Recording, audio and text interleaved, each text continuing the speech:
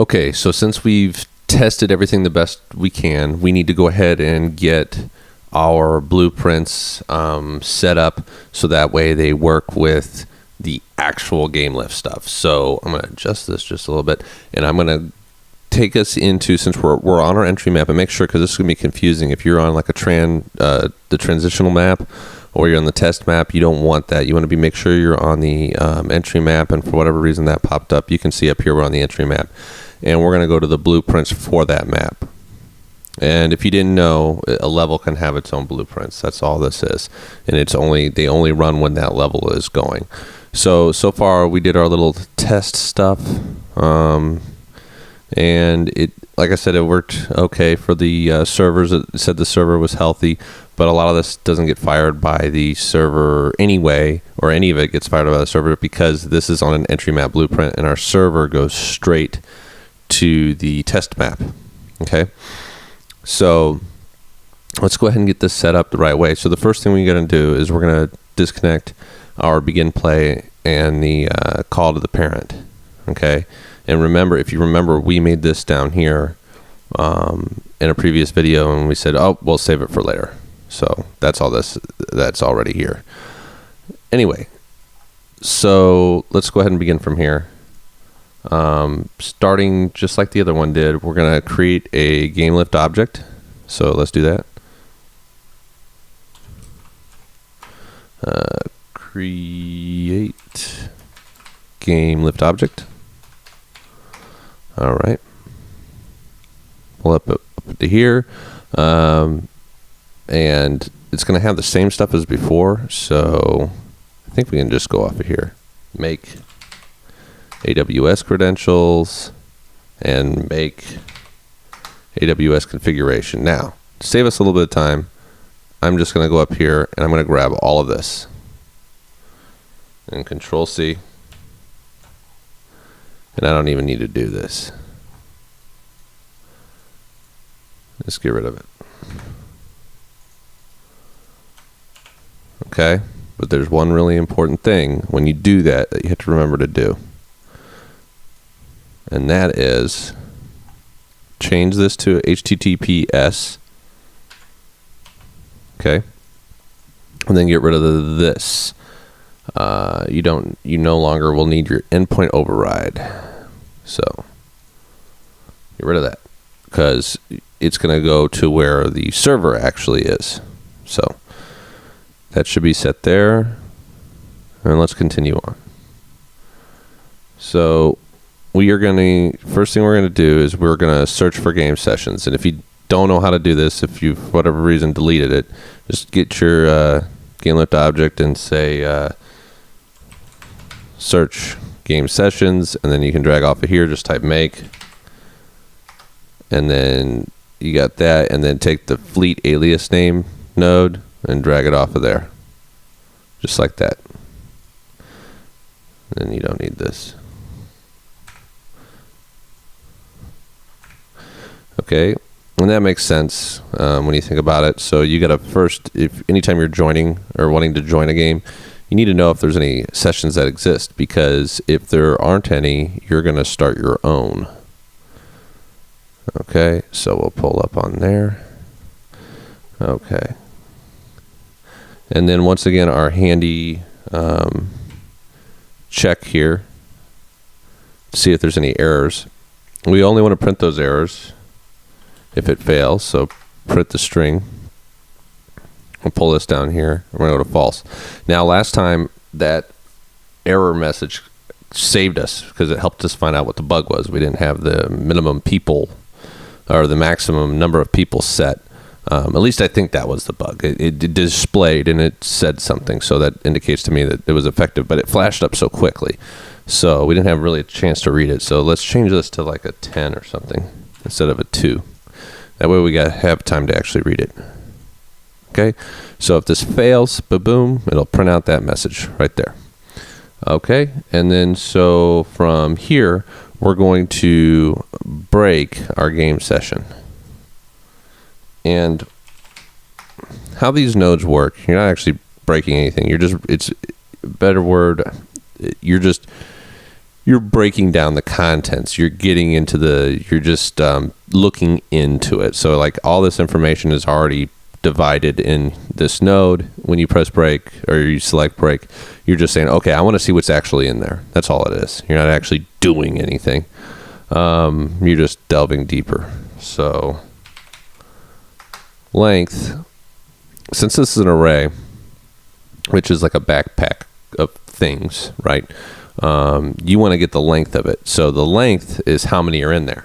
Okay. And if, so I always get it mixed up. And I think in the array, so like an array starts counting at 0. So 0, 1, 2, 3, 4. That's when it's dealing with indexes. But with length, if I'm remembering right, as soon as you have one item in your array, that's considered a length of 1. I could be wrong. Look that up. Double check me. If you have 2 items in your array, I believe that's a length of 2. However, the last index would be 1 because the first index is 0 and the second index is 1. Okay, so that's where this gets confusing. But right now, we're just dealing with the length. So we want to know, is there what my length is? So let's say it equals 0. Okay, and that's what this is asking. Okay, does this equal 0? And then we're gonna pull off of here and keep bumping into this. It makes my face itch. Okay. Oh, it's all about the ones and zeros. That's right. Okay, let's see.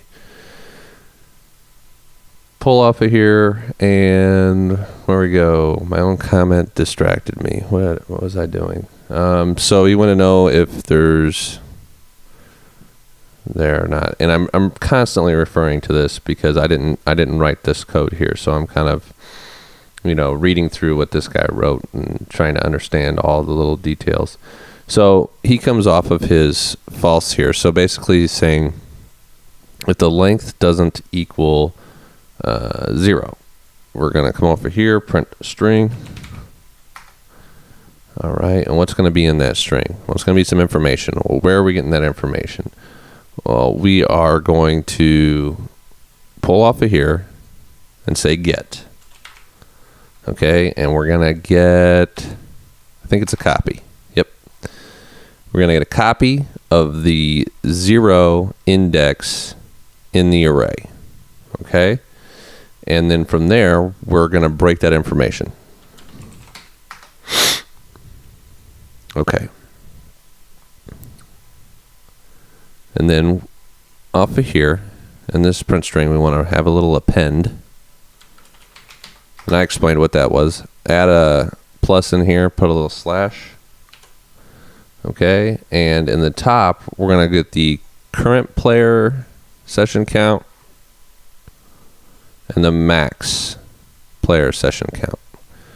And this was a little debugging thing I was doing because I was trying to figure out, okay, how does this actually work so that I can determine what my settings are when I'm messing with AWS. So you don't have to have that, but it's a good way to see, kind of what's going on. So anyway, we are going to make a random UUID. All right, and we're going to break that. And then we are going to off of here. Now let me just type in here and see if this will work. Create player session request.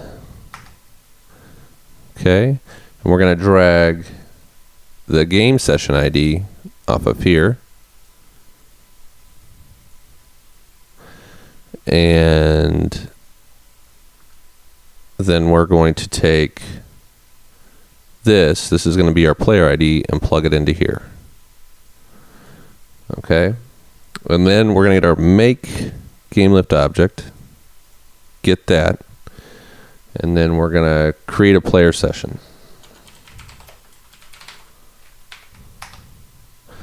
And then we're going to plug this information into here. And just flow this on down. Okay, so following the logic of what just transpired here. So how this is set up is right now you're really only going to be utilizing one game session, right?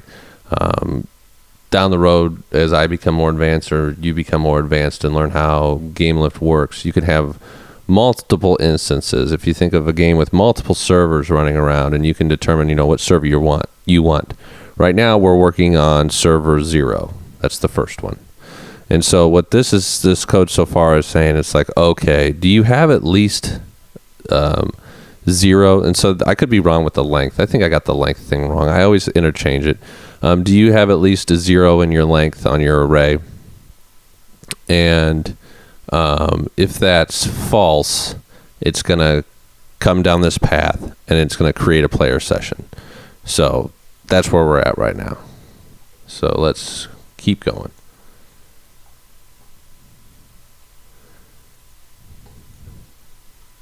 So off of here, we're going to do a branch.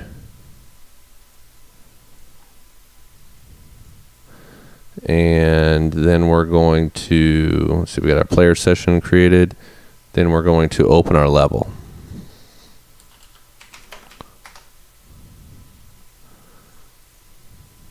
Then coming off of here, break this information and then break it again. Drop the down arrow here. We're going to make our fancy append node. And you want the IP address in the top and the port in the bottom. Before that, hit the plus, put a little colon in there, put the port down here. Make sure I have that right. IP address, port, and then that's going to be what opens your level. Okay, but as always, we want to know all the information that's going to come out of here. So we're going to drag off a print string. And we're going to get that info in there. And we'll expand this to, let's see, 10.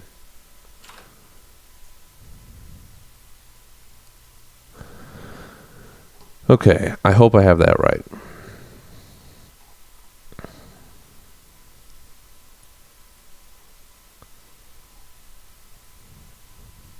Okay, and as I looked this over, I realized it was echoing in my head. I was thinking about this a little bit backwards. So if your session, well, here, let's just continue on, and this logic will make more sense, and then you'll see where I screwed up and how I was saying it. So if this doesn't equal 0, or sorry, if it does equal 0, so because, see, you get what I'm saying right now. If it does equal 0, it's going to go on, and if it's here, I'm just going to show you. It's easier just to do it. Get the GameLift object, bring it off of here, and then we're going to create game session. Okay. Does that make more sense now that I've just done that? So if you have a 0 in your length, then you need to create a game session. Okay. Otherwise, you've already created a game session, and then you just need to add your player to it. Okay. Does that make more clarity? Kind of worded that all jumbled up, but it's easier just to follow the logic than to try to say it. And especially when you're trying to explain various things like arrays and such. Okay. So let's go ahead and take this information and break it.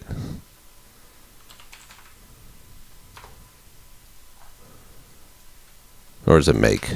Oh yeah, make. Plug this up here, this down here.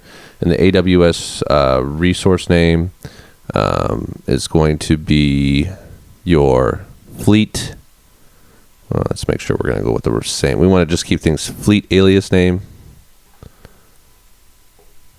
So put that in right here. Okay. Don't make the mistake we did last time, or that I did last time. Put that as, I don't know, you could say 25 for now. We can always adjust stuff like this. And then just make an array, and we can get rid of the pin.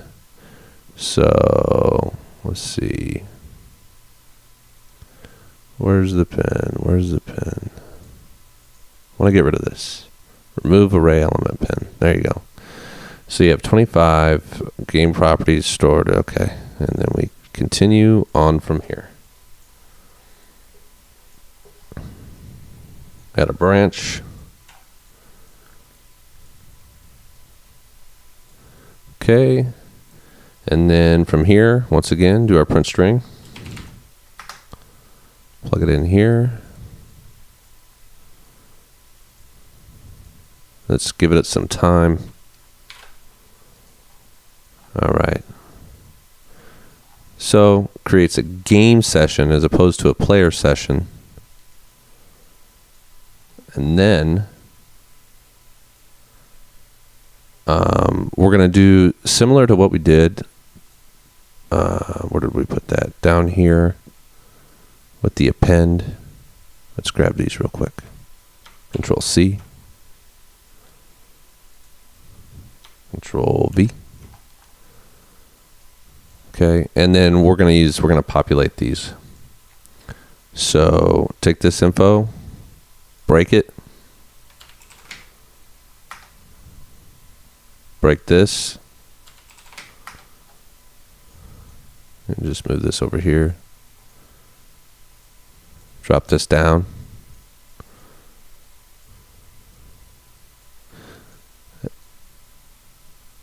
And then you can get your current player session count and your maximum player session count.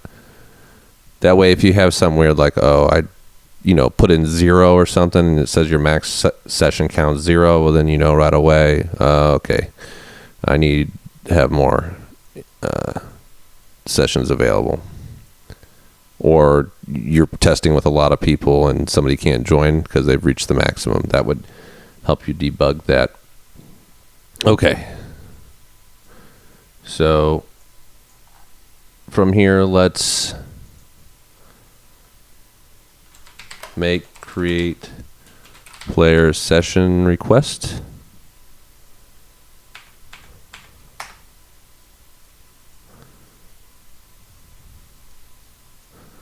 Okay, and for the player ID, we're going to have a random UUID.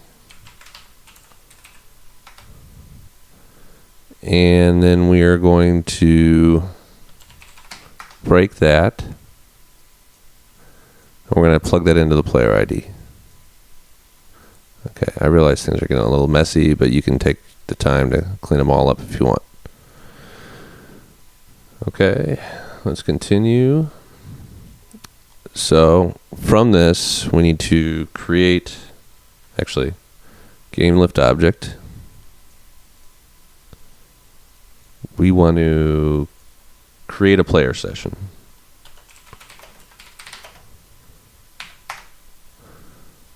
Dump that right in there.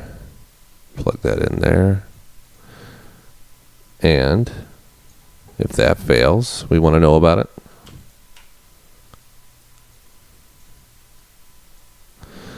Okay.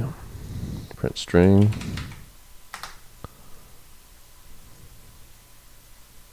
But we want to know about it for longer than a small amount of time. We might actually want to be able to read it. And then if that succeeds, we can open a level.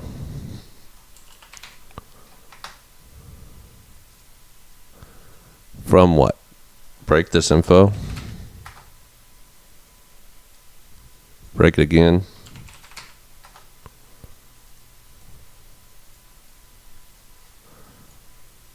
Get our fancy little append function. Add a pin. Put a colon in the middle. And you want the IP address in the top and the port in the bottom.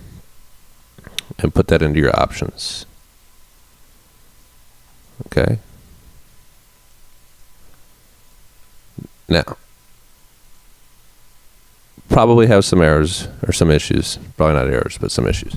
Whoa, I'm going to keep kicking this mic around the room. So, one thing that's really important, you're using two different things here, so you need to make sure that you get them right. So, for the fleet alias name, what we're going to do, we're going to get that when we upload, okay? Well, actually, technically, you can get it before. It just depends if you've created a fleet or not.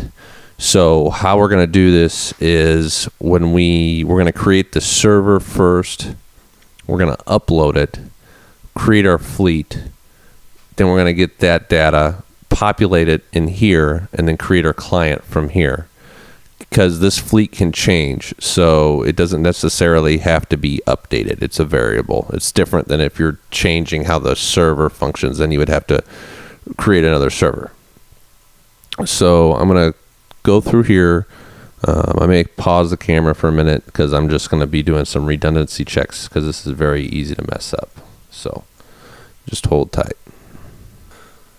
Okay, so did a quick little review, and it appears to be accurate, but we won't really know until we upload it. So basically, it is how I was trying to explain it while I was doing it, which was a bad idea. But basically, it just goes through, and it checks for your game sessions, okay, and it asks itself, is there a length of 0? And then if there's not a length of 0, that means that there's actual game sessions that exist, okay? So if that's false, then if there's a game sessions that exist, that means it doesn't have to make a game session. Okay, I finally said it right. It doesn't mean it has to make a game session. That means all it has to do is make a player session to join the game, okay? And so that's what it does. It comes down here, it creates a player session, and then it gets all the information it needs from here, and then it joins the game. So create player session from the game session, and that's the other thing. It gets the game session from here if it finds it. So search for game sessions. So that's where it gets it. Now, the other circumstance is if, okay, the length is 0, which is how I said earlier, the length is 0, so that means there's no game sessions. That means we need to make one. Then it goes over here, creates a game session. We got our maximum player session count. I don't know what the true maximum is. You can set that later on. Then it comes through here. It breaks that game session's results. It uses that to assist in making a player session request, and then you create the player session. So in this one, you're creating a game session and a player session. Then it takes all that information, breaks it out, it gets the IP address, the port, and then it sends you to your level. Okay. So I know I told you guys these ones would be rough around the edges. I mean, I just learned this stuff, so I apologize, but there you go. So yeah, do yourself a favor, and if you're just learning programming, don't learn lengths and arrays in the proper way rather than having me confuse you by saying I'm flip-flopping on what I'm saying. So that should be good there. What we need to do now is crunch this down. Let me get to a save. I'm going to save all. Okay. And then we are going to go to our project launcher and do that. Now, what we need to do is check if we've already have our server for whatever reason in there. So just right click on here, go show and explore. Explorer window will pop up. And then go into, just pop back over to your tutorial, go into saved, staged builds, and then you'll have your server and you'll have your editor in here. Now it may be, if I'm thinking, you probably could upload your server at the moment, but let's just hold off on that. Let's just take the Windows no editor, make it old, and then take your server and make it old. And all this does is when it goes to make the new server and editor, you still retain copies of your old stuff that you could, change back to their normal names. But it also allows the other stuff to write in here. So your new server and your new editor will be in here. So let's go ahead and go back to our project. We can just set that back over to the side. Go over to the project launcher and set this to, we're going to go Windows Server. And remember, we got to turn this to by the book. It's going to go a little bit quicker, but I'm going to press launch. And while that's going, I'm going to pause the camera and I'll be back when it's done. Okay, so our GameLift server built correctly, supposedly, whatever. It looks like it's done. So all we need to do here then is get this and upload it. That's what you would think, and that's what I did. But there's a critical step you have to do to this server that we just built. So while I'm talking about the server, let me go ahead and show you where it's at. I'm sure you know where it's at, but we're just going to get there so I can show you something. So we're going to go back to where we changed those folders. Go to your entry map, go to here. Let's see. Get to, hang on, let me make sure everything's recording. Good. Let's see, show and explore. Okay. Make this big and get in here. Go to our saved, or staged builds. Okay, and you can tell we had the old server and now there's our new server. That's why I changed the names like that. So if you open this up here, this is going to be the file that we upload to GameLift. And when I uploaded mine, I got a really strange error. I can't remember the exact name of it, but it just would not start. And with the Linux servers, you don't need to do this, but Linux has their own complications. Windows, to run on Windows Server, I think it runs on 2012, it has to have a couple of files. I'm going to link you these files. That way you can make your game work. So it's going to be 2 files with I'm just trying to get them here, with a batch file. So hang on, just give me just a second. I have like a million windows up. Here they are. Okay. So it's going to be this file right here. It'll be zipped up. Windows Server required. And that'll be in the link. And inside it contains, let's see here, this VC redist right here, and your DX, DirectX, and an install bat file that will install both of these things. So we're going to go ahead and copy these, and we're going to paste them right here. Okay, and I don't need the zip file, so I can get rid of that. So you should have added the VC redist, your install, and your DirectX, and that's all you need.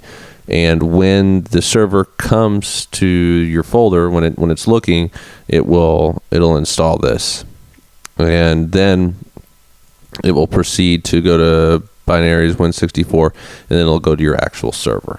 Okay, so very critical step, caused me a lot of issues. And the developer is the one that actually was able to find this error and get me these files. So if you're not in, Linux does not need these, but like I said, it has their own unique stuff that needs done. So we're just going to go ahead with our Windows build from here. So the next step is to actually upload this stuff. So let's do that. So if you remember, we made, I'm going to bring up a command prompt, or you can use PowerShell. PowerShell seems to be working better for me lately.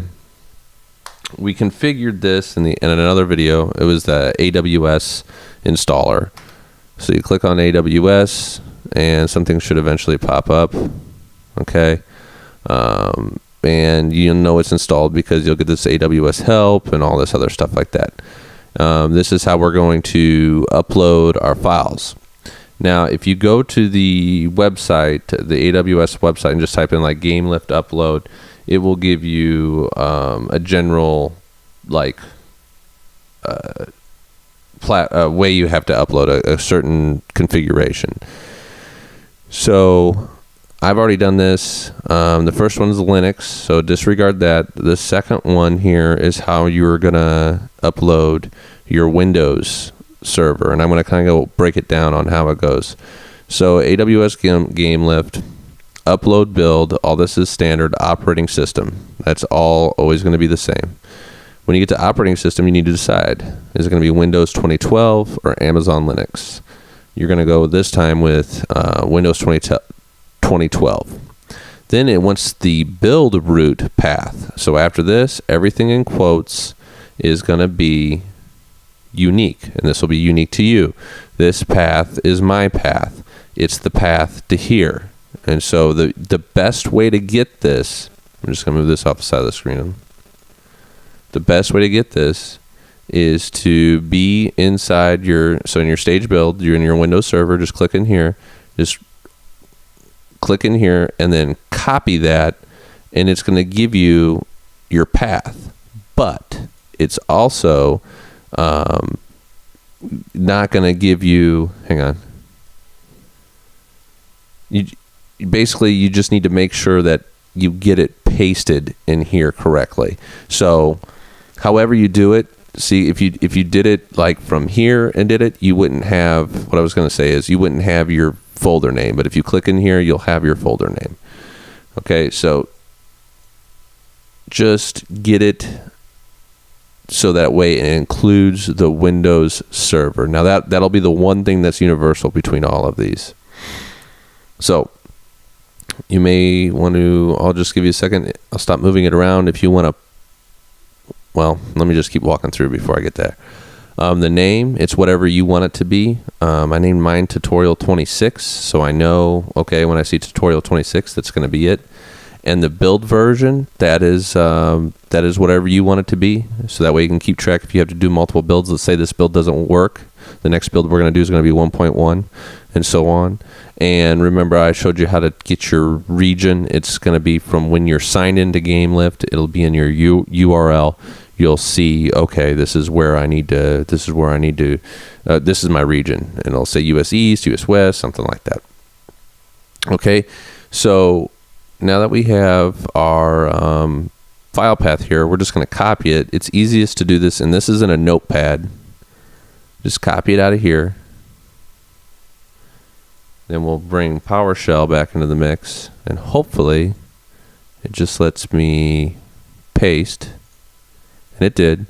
The AWS GameLift build, Windows 2012, all this other great, fantastic stuff. US East 2. And then we press enter. And then it takes, there's a good delay. It's like a minute or so, and it will upload. So I'm going to go ahead and maybe pause the camera, and we'll see what happens.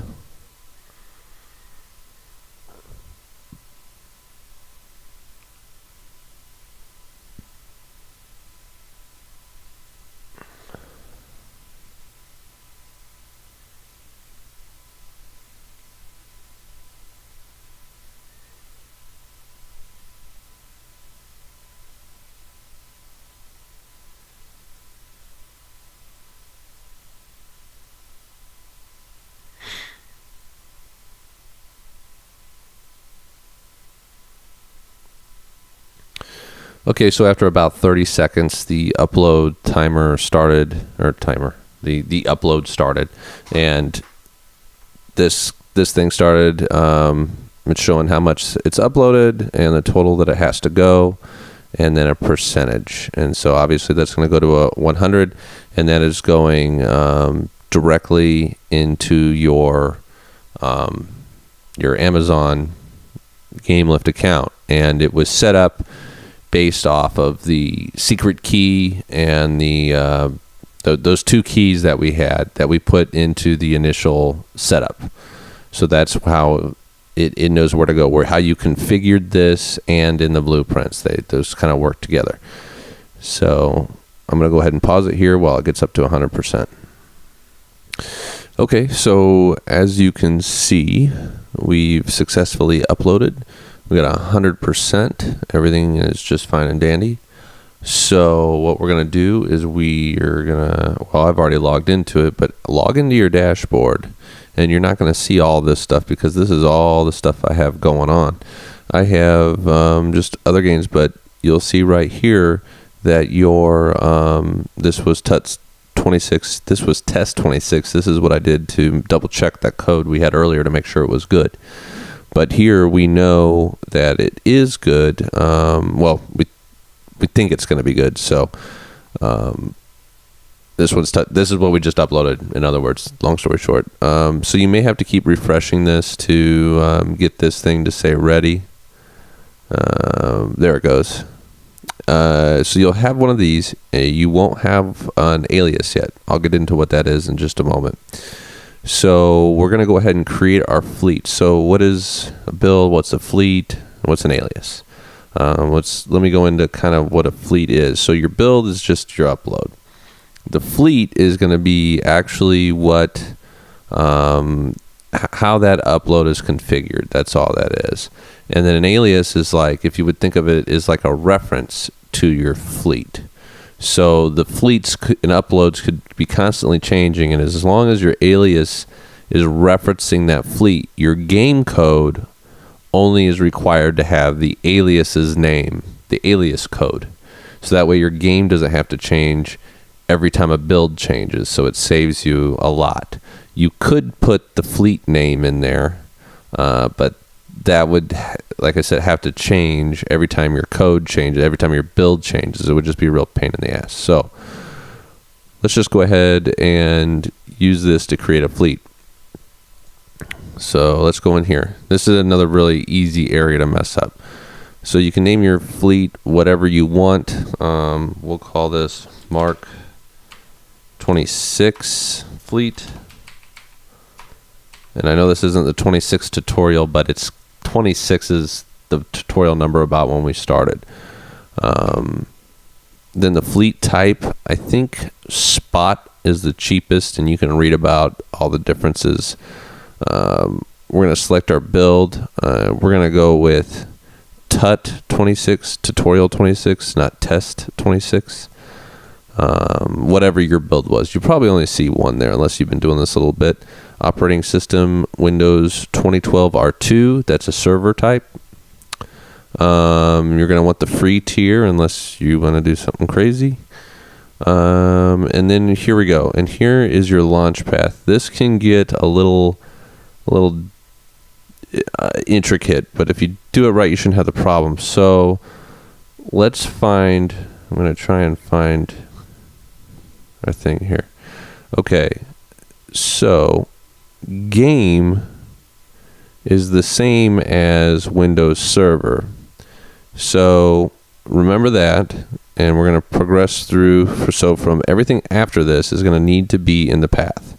So Windows Server, Tutorial 1, binaries, Win64, and then finally your actual server executable.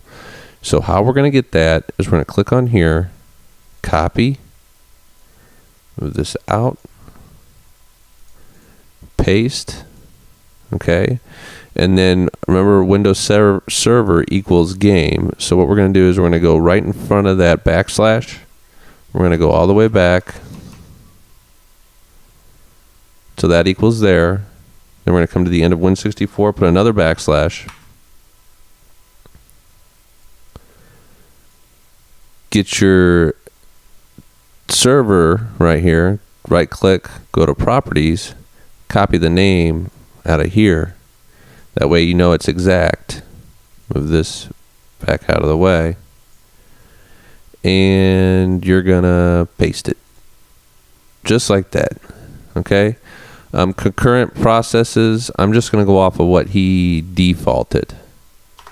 I don't know all the details. I think I get what that means, but I'm not going to even comment on it because I don't know all the details of how that works. So just make sure you hit this check mark, or else it'll throw up an error. And then you're going to limit it to, once again, this is what he put, the developer of the plugin when he was first doing this. So I'm just putting it in there for now. I really haven't had a lot of chance to play with this plugin, to be honest. I just know it works and it looks really cool. So now we're coming to the IP addresses, and so far we've always been using local IP addresses, but now we're finally going to use our actual IP address. So I'm going to get some documentation, so give me just a moment. I put it around here somewhere.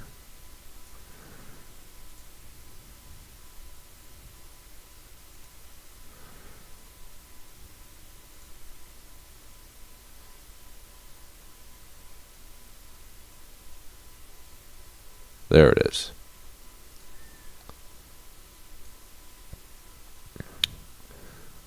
Okay.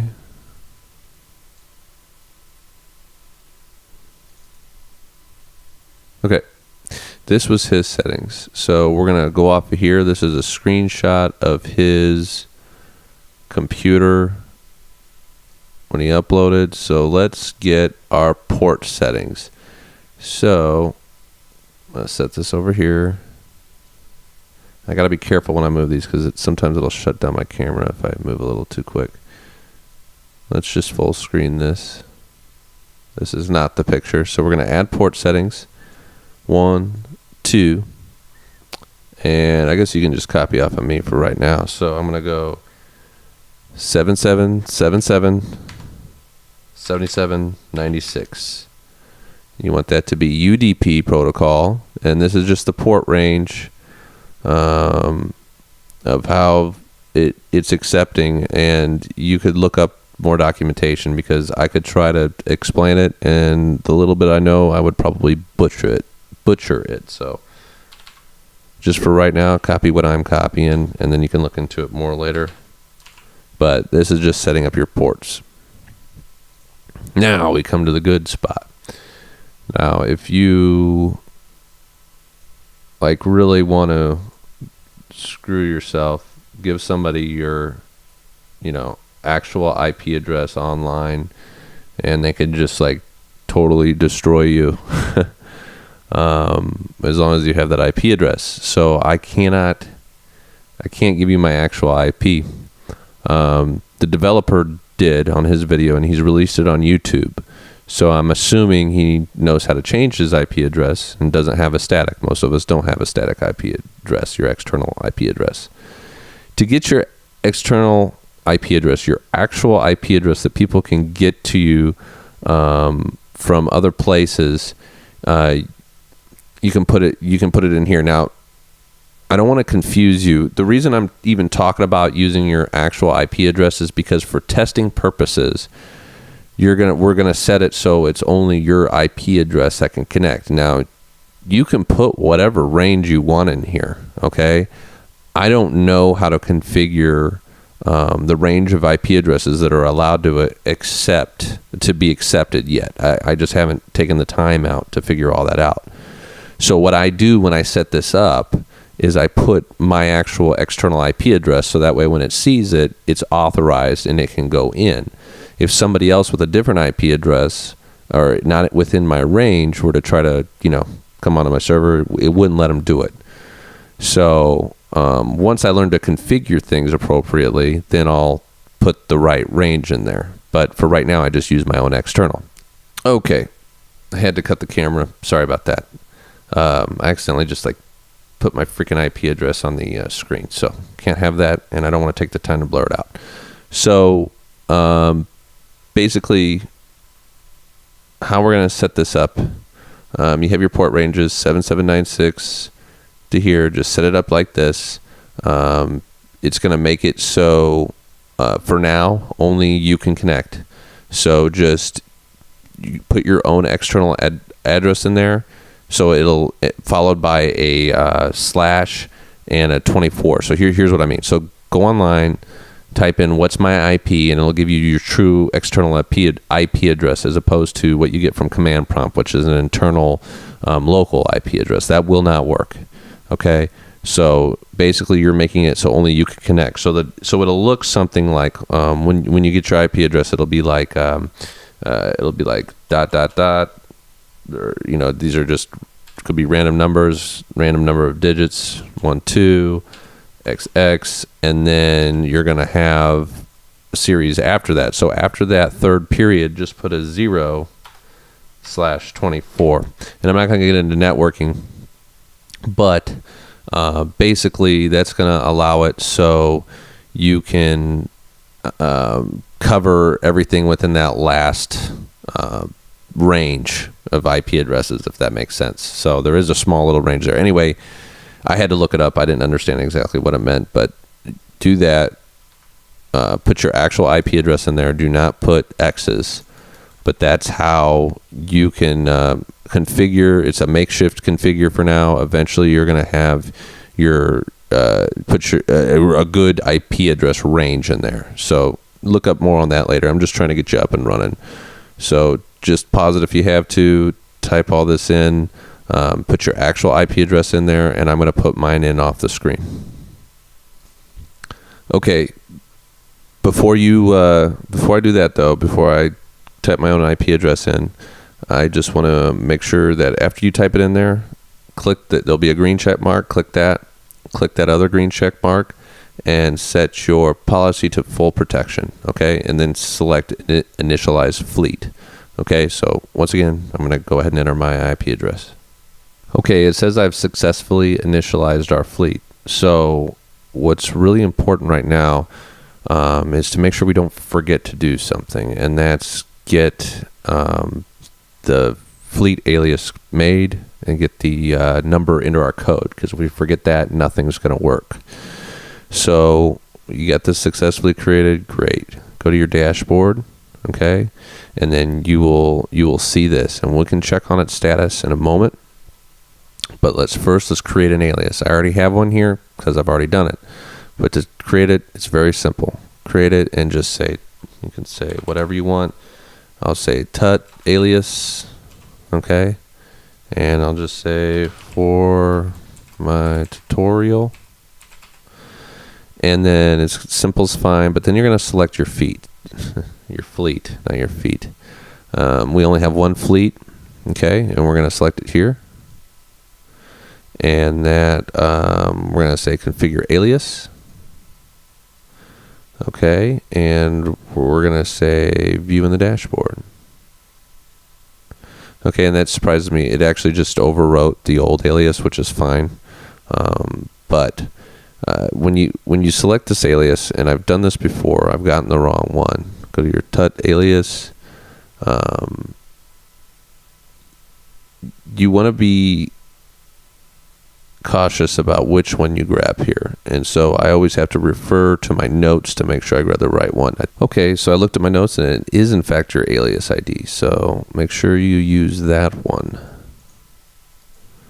So I copied that. The fleet is, I guess, what we had in there, so it's going to be looking for the alias, so make sure you have that copied. And then we're going to go into our code here and bring that up. Hopefully everything's still running. Go into your entry map here, and then we have our fleet alias name, and make sure it's the one that's being currently used, not the other one that we used for configuring our test. So fleet alias, just go ahead and paste that in there. Compile, save. Save all. Okay, we have our alias. Looks good. And that should get us where we want to go. Now, while everything is still configuring, and it's going to take like 20 minutes or so for GameLift to get totally configured, make sure you're saved. We're going to go ahead and make our client. So to do that, go to your project launcher and click done, because this is for our server. Come over to our Windows. Go into, I know I called it client, but go to default. All right. If you want to be sure that you're not going to be overriding things, go to your server's location, or your project's location. Back out just a little bit. Go into your saved folder, staged builds, And we're going to be doing a Windows no editor, so that's already set to old, so that's good. We can X out of there. Actually, I should have just left it because we're going to need to go back. That's fine. Default, buy the book, and go ahead and launch it. Now, it may try to come up. That's fine. If it does come up, just hit your tilde key, type in quit, because your server is probably not going to be configured by the time this is done building. But you can minimize that while it's working. Go to your dashboard, click on your fleet, and you can check under events. It's going to help you keep a status of what's going on. If it starts giving you errors or stuff like that, it has to go through its own cycle before you can delete it. And in that case, you would go to actions and terminate fleet. But right now, it's grayed out because it's basically, it decides when your fleet's no good. So it'll go through there. And like I said, it takes a good 20 minutes to get all configured. It'll download. It'll read your the extra files we had to put in, the install, and then it'll get everything all set up. So I'm going to let this go. I'm going to cut the camera, and then when we come back, it should all be configured. Okay, so after clicking this refresh button over here a bunch of times, it eventually told me that I'm active, I'm ready to go, everything supposedly looks good. If you don't get one of these, then you did something wrong. There's some sort of problem. Maybe it could be a myriad of things. It could be a lot of different things. But it's going to follow the same general thing. It's going to take about 20 minutes. If it didn't work, let it fail. Give it some time, and then eventually you'll be able to terminate it. It's a long process, though. So make sure the only thing I can say is try to make sure you get it right the first time. So you can see the path here. It's extracting. It sees that installer, and it will install it, and then it goes to building, activating, and active. Okay, and if you go back to your dashboard, you'll see Mark 26 fleet is there. Looks like it's good to go. Hey, I thought it deleted my old fleet, but I guess it didn't. Or my old alias. Sometimes this screen's a little screwy. It doesn't refresh exactly all the time. But anyway, that's that. So step 1,000,010 out of the way. I'm going to move this screen over. While that was going, what's acting as our client was finishing up. It exited code 0. It did try to start up, but obviously I had to exit out of it because the server wasn't ready. So we're going to hit done here, and we can test this a couple different ways. The way to know if it truly worked or not would be to go into our folder. So right click, open and explore, back up a little bit here, go to saved, staged builds, and go to your Windows no editor, tutorial 1, binaries, Win64, and cross your fingers and see what happens. And nothing. So we compiled and did all that, and it just went to crap. Nothing worked. But I already found out what the bug is, and it's probably why when we were testing things earlier, we couldn't get our level to load. It's a very small little thing, but when you have about 1 million different variables and stuff that can go wrong, what do you know? It's going to happen. So the way to figure out where we went wrong, just go into your entry map, go into the level blueprints, okay? And I put a little note here, caps matter on region. Probably anything in here it matters. Make sure lowercase. And in the region, I had it caps, and I simply changed it to lowercase. So when you're testing, maybe somebody could do me a favor. If they want, it doesn't matter. If you want to test, just put that region as lowercase, and I bet you maybe the testing would work. So all you have to do now, you could play it from the editor here, and you're going to make another default build. So just come over to your back to your project launcher and build. But before you do that, make sure you come over and go into Show and Explore. I'll bring it over here. Okay, saved builds. Make sure you can make the next one old 2, which is what I did, which was the Windows no editor that was in there. I made it old 2, and then I rebuilt, and that's what that is. So once you've made your latest, or you can delete it. You don't even need it. It's just for your reference if you want to have it. Delete the Windows no editor, okay, if you want to. It's fine. And then come in here to your project launcher and make sure you're on default, and then click launch. And you should go ahead and launch right into the game. All I'm going to do is just do it from here. Windows no editor, tutorial 1, binaries, Win64, and start it up from here. And I should be teleported right into the game. And I was. Okay? And this is not this is a server not on my computer. Okay? This is GameLift. This is what it's all about right here. So we all know that's the default guy, right? He's just there. He's not being controlled. That would be like the servers guy, right? But then who, might you ask, is this over here? Well, that, my friends, is the file that I just opened, that Windows no editor. I copied it before I started this video back up, and I put it on my other computer. So it's actually another computer, and I'm going to run over because I left my keyboard. Hang on.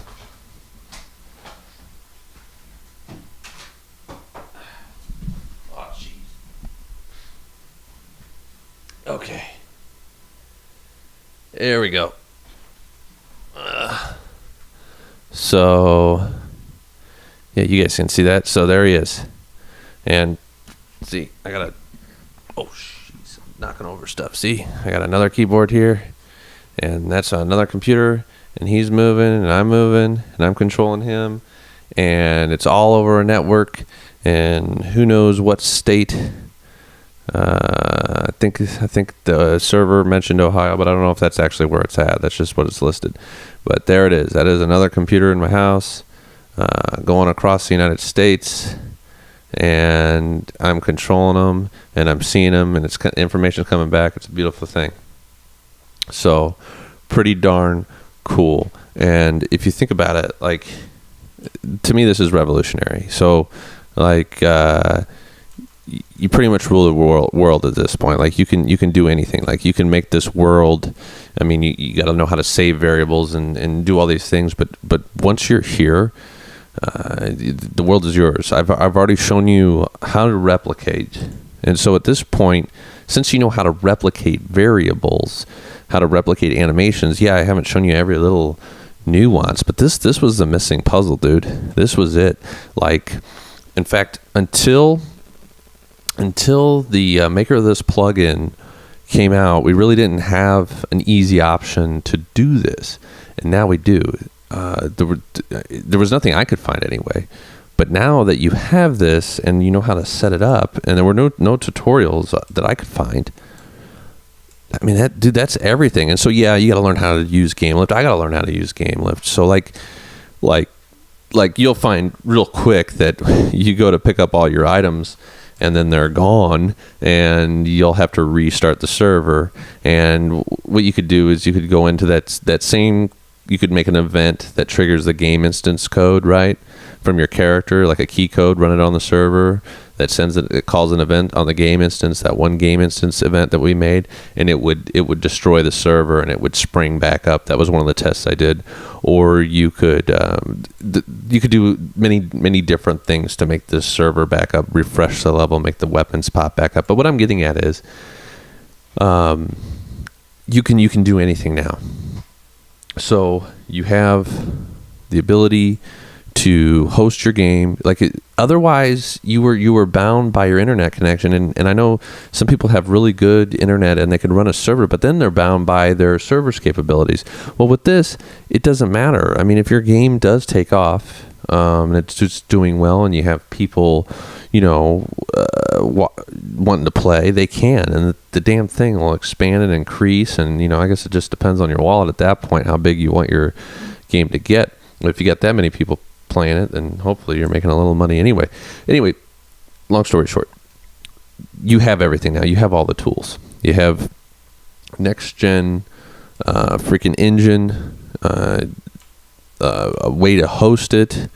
You understand replication, and there's like 1 trillion different YouTube videos out there on every little nuance. I really felt like the only things that were missing were some of the basics on, okay, well, how do you do some of these replication things, and how do you do I don't know how to explain it, but some of those earlier tutorials, there were some gaps missing, right? But we did multicasting, we did stuff on the server, regular, you know what I'm talking about. And then we did some real basic weapon mechanics. That shooting, that was one thing that was missing, right? The calculating shooting, I really didn't see anybody do any tutorials on that. But really, from here on out, any other tutorials, yeah, they're going to be cool. Yeah, they're going to be neat. And I'm sure there's going to be stuff that you learn. But server just went down. I have no idea why that happened. But, oh, what do you know? Magic. It popped back up. Yeah, pretty cool. So I don't know if it's cool that it went down, but it's good that it came right back up. And so who knows like what errors I have that might be clogging the system or why all that happened, but it sprung back up. So had you had everything done right in your game, like you had everything saved every so often, that outage that we just saw, that's all it would be, and you would be back in the game and everything would be good to go. So yeah, I don't want that happening all the time, but that was pretty impressive what happened right there. If you were hosting that on your computer, you would have to, like, I don't know, hurry up, remote desktop, get in there after your friends have been calling you for 10 or 20 minutes trying to find out, oh, what's going on with the server. Anyway, you get what I'm saying. So you pretty much have everything at your fingertips. So anything that we do in the future, yeah, it's going to be good, but you really have everything you need. You really do. So already what I had prepared for the next set of tutorials was addressing this issue right here with that lag. And I talked about it a lot in the video.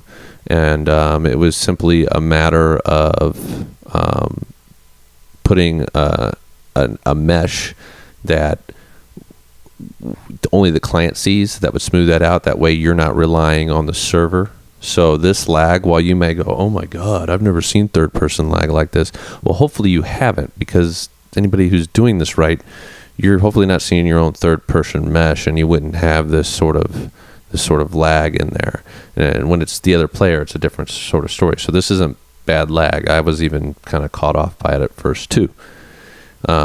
It's just you got to put a client mesh, if you will, in there. One quick note, though, that got me hung up. Let me look at it. I have it here on my board. When you go to do that, there was, always tick and refresh bones. Remember that, always tick and refresh bones. Make sure any mesh that you do the, if you use the, you have the see, no see, right, options on your characters. And if you make it so like you can't see the server character, but you make him the one in control of the projectiles and everything else, like you probably should.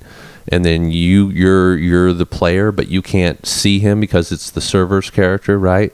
And you don't have your mesh set to that, whatever the heck I just said, the always tick and refresh bones, you'll get a little weird thing. Anyway, that's coming up. That's down the road.